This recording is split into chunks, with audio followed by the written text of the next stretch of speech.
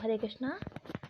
Good morning बच्चों आज मैं आपको आपकी जो हिंदी रीडर की पाठ्य पुस्तक है उसका जो पार्ट 25 है, मिट्टी और सोना। ठीक है, तो आज हम इस पाठ को पढ़ेंगे।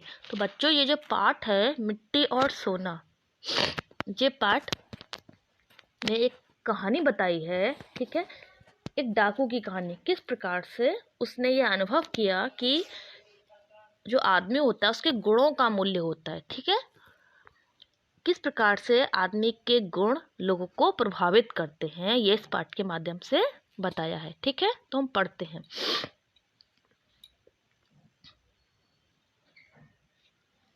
मंगोल लुटेरे तैमूर लंग ने लोगों से सुना था कि भारत देश इतना धनी है कि वहाँ सोना मिट्टी के भाव बिका करता है। वह बड़ा लालची था। उसने भारत को लूटने की योजना बनाई और सेना लेकर भारत में घुसते ही लूटपाट शुरू कर दी। तो बच्चों, एक लुटेरा था जिसका नाम क्या था? जिसका नाम था मंगोल लुटेरे। ठीक है, तैमूर लंग, उसका नाम था मंगोल लुटेरे तैमूर लंग। तो उसने लोगों से सुना कि भारत देश इतना धनी है कि वहाँ पर जो सोना है वो मिट्टी के भाव बिका करता है। मतलब भारत देश में इतना सोना है कि लोग वहाँ पर मिट्टी के भाव उसको खरीदते हैं। तो जो लुटेरा था मंगोल तैमूर लंग, वो बहुत ही लालची था। तो उसने भारत को लूटने की योजना बनाई। उसने प्लान बनाया कि मैं भारत को लूटूंगा। और ये क्या किया उसने अपने सेना लेकर भारत में घुसते ही लूटपाट शुरू कर दी। उसने भारत में घुस गया, उसने लूटपाट शुरू कर दी। उसके बाद क्या हुआ? एक दिन की बात है, लूटपाट कर वह अपने देश को वापस जा रहा था।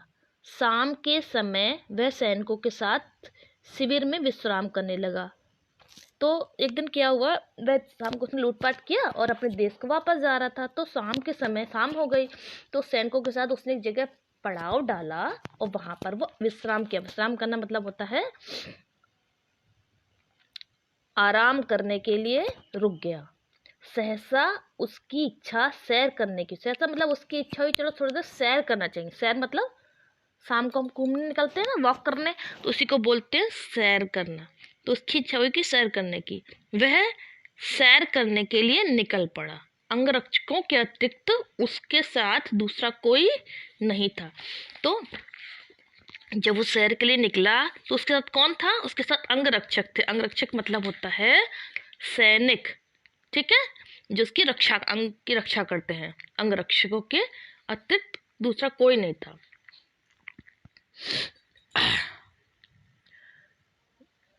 घूमते घूमते तैमूर लंग काफी दूर निकल गया।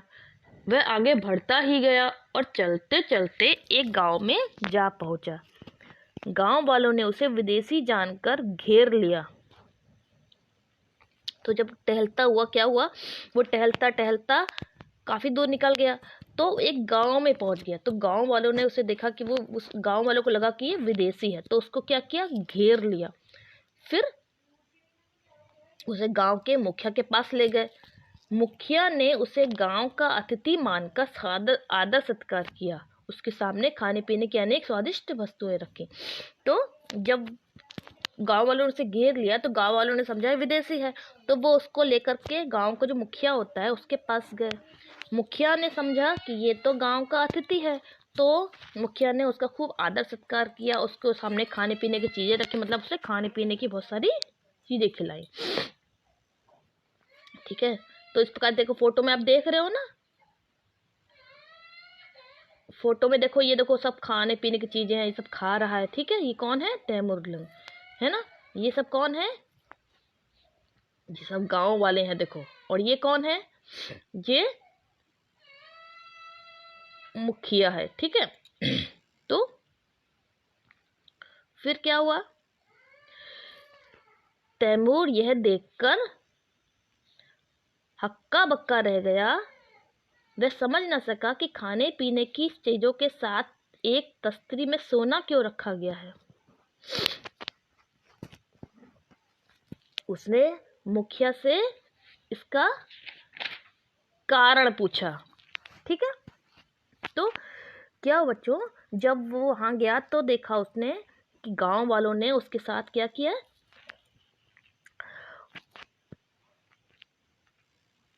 उस मतलब ये देखकर हक्का बक्का रह गया। हक्का बक्का मतलब होता है बहुत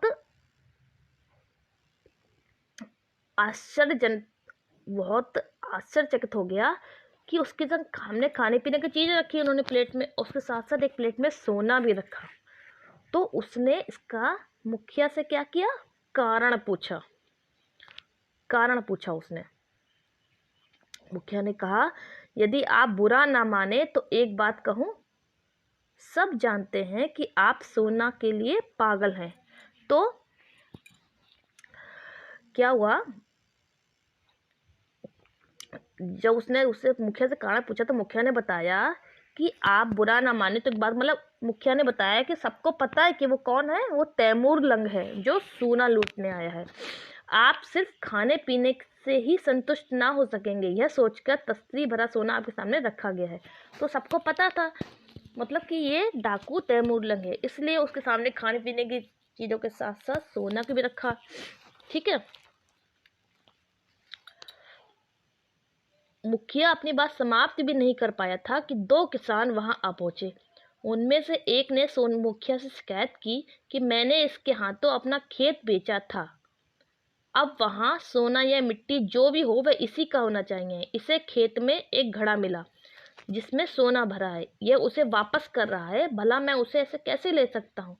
तो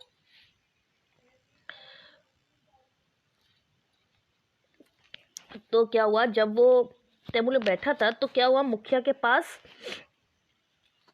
दो किसान आए। ठीक है, उनमें से एक ने मुखिया से शिकायत की कि मैंने इसके हाथों अपना खेत बेचा था, मतलब मैंने अपना जो खेत था उसको बेच दिया, अब इसके खेत में सोना निकले या मिट्टी निकले उस पर मेरा तो कोई अधिकार नहीं है। ठीक है, तो इस खेत में घड़ा मिला है जिसमें सोना भरा है, ये घड़ा मुझे वापस कर रहा है, लेकिन ये घड़ा तो इसी का है क्योंकि मैंने इसको खेत बेच दिया, तो भला मैं उसे कैसे ले सकता हूँ।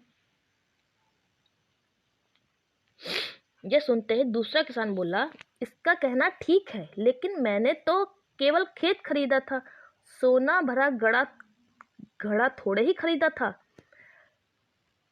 तो जो दूसरा किसान बोला, ठीक है मैंने खेत खरीदा था, पर सोना जो भरा घड़ा है वो थोड़ी खरीदा था, अब इसके खेत में अगर सोना भरा घड़ा निकला वो तो इसी का होगा ना, मैंने केवल खेत खरीदा। तैमूर लंग ये वार्तालाप सुनकर दांतों तले उंगली दबाए बिना न रह सका। वह सोचने लगा, यहाँ तो कोई भी लालची नहीं है, सोना जैसी कीमती चीज की भी कोई परवाह नहीं करता। तो तैमूर लंग ने जब ये सुना तो उसने क्या किया, उसने दांतों तले उंगली दबा ली। मतलब ये एक मुहावरा है बच्चों, दांतों तले उंगली दबाना मतलब आश्चर्यचकित हो जाना, दंग रह मतलब दंग रह जाना कि मतलब कैसे लोग हैं जो सोने के लिए भी आपस में लालची नहीं है, सोने जैसी कीमती चीज के लिए भी परवाह नहीं कर रहा है। मुखिया ने जब देखा कि दोनों में से कोई सोना भरे घड़े को रखने के लिए तैयार नहीं है तो उसे अपने पास रखते हुए कहा, यह सोना ग्राम पंचायत का है, इसे गांव की भलाई में लगाया जाएगा। तो इस प्रकार से मुखिया ने जब देखा कि दोनों ही लोग सोने को नहीं ले रहे हैं तो उन्होंने क्या बोला, बोला इस सोना भरा जो घड़ा है यह ग्राम पंचायत, मतलब जब मुखिया ने ये देखा कि उनमें से कोई भी व्यक्ति सोना लेने के लिए तैयार नहीं है तो उन्होंने उसे अपने पास रख लिया और कहा ये जो सोना है ये ग्राम पंचायत मतलब गांव की भलाई के लिए ही प्रयोग में लाया जाएगा। मुखिया का फैसला सुनकर दोनों किसान खुशी खुशी अपने घर चले गए। यह दृश्य देखकर तैमूर के आश्चर्य की सीमा ना रही।